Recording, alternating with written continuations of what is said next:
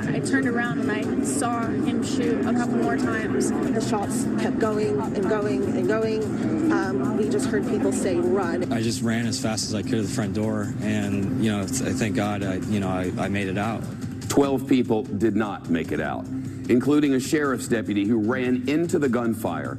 We'll hear from a friend of the late officer as we learn more about the victims. Also, Supreme Court Justice Ruth Bader Ginsburg in the hospital after a fall. We'll have new reporting live from the Supreme Court.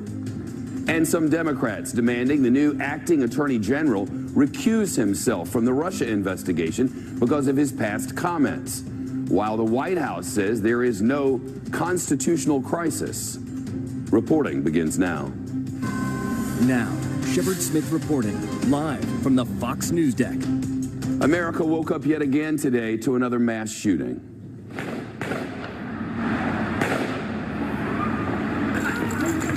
This from college night at a country bar in Thousand Oaks, California, outside LA. A night of dancing and hanging out with friends turned into a massacre with 12 people plus the shooter dead. People desperate to escape the crowded bar using chairs and bar stools to break the windows. Here are some of the survivors.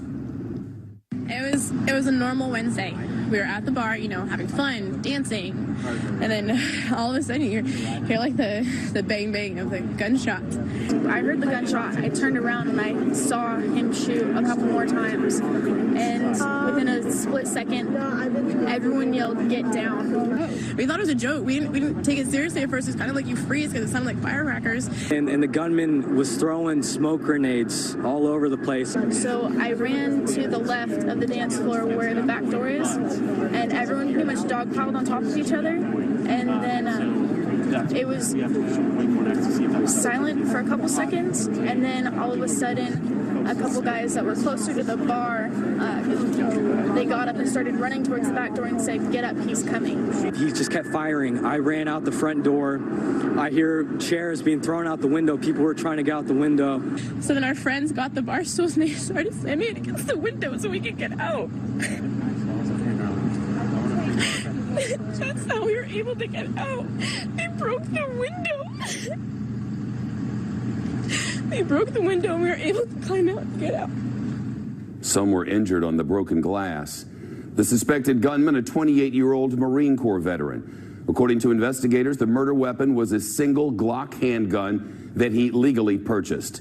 But the sheriff reports the gun had an extended magazine that is not legal in the state of California. A heartbreaking scene outside the hospital where family members waited for word on their loved ones, and some have now received it. Our chief correspondent Jonathan Hunt reporting live at the scene in Thousand Oaks. Shep, good afternoon. The Borderline Bar and Grill, just a couple of hundred yards behind me here, remains at this moment, in the words of the sheriff, a horrific crime scene. There is blood everywhere, the sheriff told us earlier today. 11:20 p.m. last night, the first 911 calls came in, and witnesses we spoke to in the early hours of this morning talked of a man clad entirely in black shooting a security guard at the door, then walking in, throwing smoke grenades and randomly shooting anybody he found in his sights. It was obviously a terrifying time for the 150 to 200, mainly young people who had gathered there simply to drink and dance, as they do every college Wednesday at the Borderline Bar and Grill. Listen here to one of the witnesses talking about the flight to get out. He didn't say anything at all. He just started shooting. And I should have stayed till he changed his clip. But I was worried about my boy. But I should have stayed. I apologize to anybody who got hurt. It was just some low life. Taking lives I shouldn't have been taking.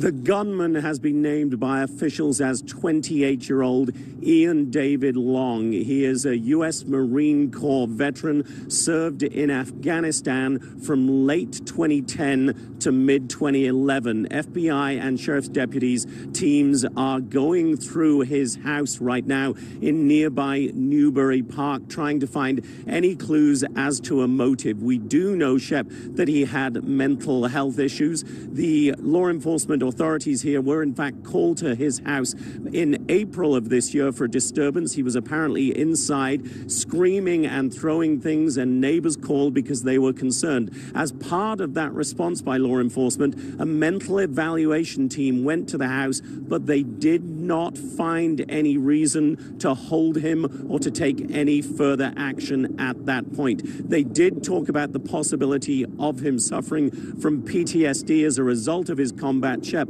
but as any mental health expert will tell you, there are so many who come back from Afghanistan and Iraq and the other wars with PTSD. They do not necessarily pick up a gun and carry out a mass shooting. So while it may in the days to come prove to be a contributing factor, it certainly does not fully explain why Ian David Long carried out this awful massacre, Shep.